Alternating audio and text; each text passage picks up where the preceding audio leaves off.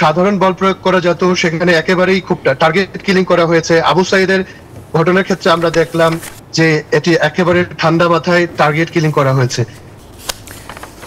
আলী নাসির খান, আজকে একটা কাঙ্ক্ষিত প্রতিবেদন দিয়েছে জাতিসংঘ। আসলে সেখানে যেটি তারা বলছে যে ক্ষমতা আঁকড়ে ধরে রাখতে শেখ হাসিনা সহ আওয়ামী লীগের শীর্ষ নেতাদের সরাসরি নির্দেশেই জুলাই হত্যাকাণ্ডে গুলি চালানো হয়, গণ অভ্যুত্থানের নৃশংসতা চালানো হয় এবং 6 মাস ধরে তথ্য অনুসন্ধান শেষে জেনেভায় তদন্ত প্রতিবেদনের তথ্য জানায় জাতিসংঘ। এবং সেখানে যেটি বলা হচ্ছে যে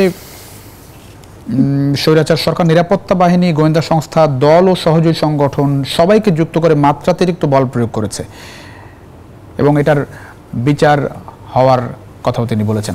সব মিলে একটু আপনার প্রতিক্রিয়া আসলে জানতে চাই। আপনারা যেহেতু আপনাদের বিরুদ্ধেই ফ্যাসিস্ট সরকার সব কিছু প্রয়োগ করেছিল এবং যার কারণে 1400 মানুষ হত্যাকাণ্ডের শিকার হচ্ছে, সেটাও আসলে উল্লেখ করেছে জাতিসংঘ।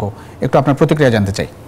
মানবাধিকার বিষয়ক হাই কমিশনের যে রিপোর্টটি আজকে এসছে, আমরা মনে করছি যে গণহত্যার যে বিচারিক প্রক্রিয়া সেটিকে আরো ত্বরান্বিত করবে। ইতিমধ্যে আমাদের দেশে আন্তর্জাতিক অপরাধ ট্রাইব্যুনাল বিচার প্রক্রিয়া শুরু করেছে, বলতে তদন্ত কার্যক্রম চলছে। আমরা আশা করি চার্জশিটের মধ্য দিয়ে এটি ট্রায়ালে যাবে এবং এই বছরের মধ্যেই আমরা অনেকগুলো বিচার দেখতে পাবো।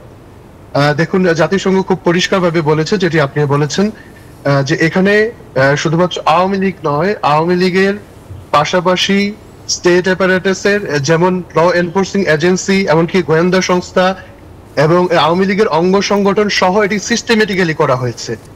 এবং এক্ষেত্রে আপনারা দেখবেন যে গ্রেফতার করার ক্ষেত্রে অতিরিক্ত শক্তি প্রয়োগ করা হয়েছে।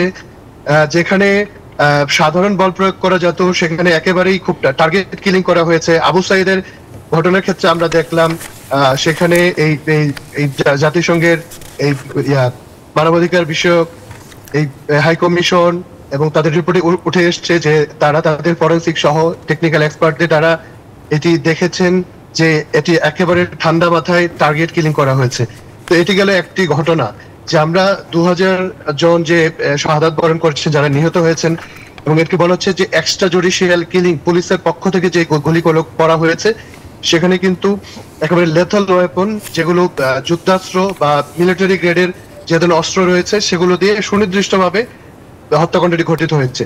তো সেই ক্ষেত্রে আমাদের দেশে যেটি বলা হয়েছে, বিভিন্ন জায়গা থেকে আমরা রাজনৈতিক সংগঠনগুলো থেকে, ছাত্র জনতার পক্ষ থেকে বলছি এটি একটি স্পষ্টত গণহত্যা। এবং যদি আইনের সংজ্ঞায় বলেন এটি ক্রাইমস এগেইনস্ট হিউম্যানিটি, এটি সুস্পষ্ট। যে কোনো প্যারামিটারে এটি ক্রাইমস এগেইনস্ট হিউম্যানিটি।